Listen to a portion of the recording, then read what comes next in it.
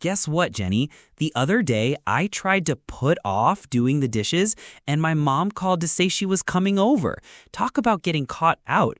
It made me realize how many everyday actions we describe using these little powerhouses, phrasal verbs. And on that note, welcome back to the MA English Cafe. Today, we're diving into phrasal verbs in action, common verbs, and their daily uses. It's going to be a fun ride, and we'll definitely break down some of the most common ones for you. Oh, Ben, that's a story I can totally relate to. It's amazing how these combinations of a verb and a preposition or adverb can create completely new meanings. It's one of those areas of English that can feel a little tricky, but once you get the hang of it, it opens up a whole new level of understanding and expression. We're not going to do a dry, traditional grammar lesson, though. We're going to see these phrasal verbs in action through role play, storytelling, and real-life examples. Exactly. We want this to be educational, but also super fun and useful. We'll be showing you how these verbs are used in everyday situations, giving you advice on life and English all rolled into one. But first, we have a question for our amazing viewers. What's one phrasal verb you find particularly confusing, or one that you hear often but aren't completely sure about? Let us know in the comments below. We're really interested to see what you come up with. Yes, please share. Your questions can even help us plan future episodes. Now, let's kick off with a simple one. Wake up. It's something we all do every day. It simply means to stop sleeping. For example, I woke up early this morning. What about another common one, Ben? How about look for? It means to try to find something. I was looking for my keys everywhere this morning. I eventually found them under the sofa. See how that preposition changes the meaning of look? Perfect example. And then we have give up, which means to stop trying to do something. It's something we should try to avoid when learning English, right, Ben? Never give up. Absolutely. Persistence is key. Now, let's get into our first role play scenario.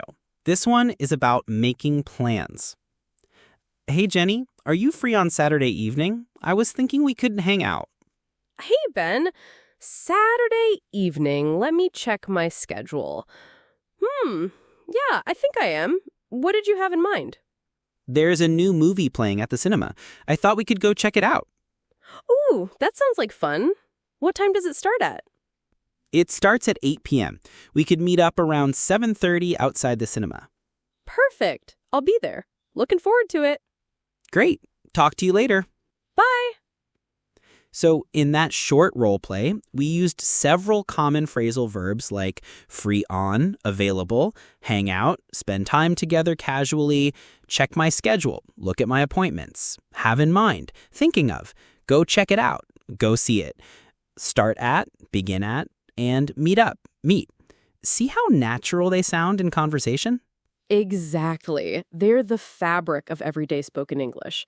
Now, before we move on to our next segment, if you're finding this explanation helpful and are enjoying learning about phrasal verbs, please hit that like button right now. It really motivates us to create more content for you. And don't forget to subscribe to the MA English channel. We're constantly putting out new lessons and tips to help you take your English to the next level. Join our community today. Now, Ben, you mentioned getting caught out earlier. Tell us a funny story where a phrasal verb either caused confusion or led to an amusing situation.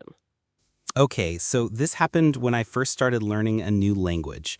I was trying to tell a shopkeeper that I was just looking around and not planning to buy anything immediately. I tried to translate looking around directly, and it came out completely wrong and quite rude. He looked so confused and a little offended. It taught me that languages don't always match up directly, just like phrasal verbs in English don't always translate literally. I definitely learned my lesson that day to look up the correct phrases beforehand. Oh, Ben, that's a fantastic example. It shows how important it is to learn the specific meaning of phrasal verbs, rather than trying to guess based on the individual words. Now, I have a funny story involving the phrasal verb turn up. I was supposed to meet a friend at a cafe, but she was really late.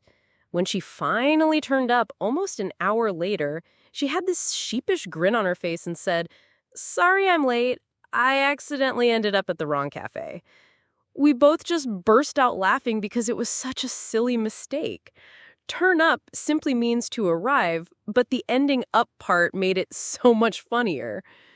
That's brilliant, Jenny. Those little mishaps are often the most memorable. Now, let's delve into some more common phrasal verbs that can sometimes trip people up. One that comes to mind is get over. It usually means to recover from an illness or a difficult experience. For example, it took me a while to get over the flu. Right. And another one that has a few different meanings is look after. It can mean to take care of someone or something. Could you look after my cat while I'm on vacation? Exactly. And then we have put on, which can mean to wear clothes or to gain weight. I need to put on a jacket, it's cold outside. Or I think I've put on a few kilos recently. The context is usually clear enough to understand which meaning is intended. That's a good point about context. Phrasal verbs often have multiple meanings, which is why they can be challenging for English learners. Another common one is take off. It can mean for a plane to leave the ground or to remove clothing. The plane took off on time. Or it's hot in here, I'm going to take off my sweater. See how versatile they are? Now let's move on to our second role play scenario. This one is about dealing with a problem. Ugh, no, my laptop just shut down suddenly. I didn't even save my work. Oh no, that's terrible. Did it just cut out completely? Yeah, it just went blank. I have no idea what happened. I tried to turn it on again, but nothing's happening. Have you tried plugging it in? Maybe the battery ran out. Yes, I checked that. It's definitely plugged in. I think it might have broken down. That's a shame. Maybe you should take it into a repair shop. They might be able to figure out what's wrong. Yeah, I think I'll have to. This is such a setback. Don't worry, you'll sort it out. Hopefully it won't take too long to fix. Thanks, Ben. I hope so too. In that scenario, we used phrasal verbs like shut down, stop working suddenly, save, store work on a computer, cut out, stop working suddenly, go blank, screen becomes empty, happen, occur, turn it on, activate, plugging it in, connecting to a power source, ran out, no longer had any power, broken down, stopped functioning, take it in, take something to a place for a service, figure out, find a solution, setback, something that delays progress, sort it out, deal with a problem, and take too long require a lot of time. So many useful ones. Now, before we continue, we have another quick reminder. If you're getting value from this episode and finding it helpful for your English learning, please hit that like button and consider sharing it with your friends. And if you haven't already, make sure you subscribe to the MA English channel and turn on notifications so you don't miss out on any of our future lessons. Now, Jenny, it's your turn to share a funny story where a phrasal verb played a key role. Okay, so this happened when I was visiting London. I was trying to be polite and used what I thought was a common English phrase. I wanted to ask someone to move slightly so I could pass. I meant to say, "Excuse me, could you move over a little?" But what I actually said was, "Excuse me, could you get over it a little?"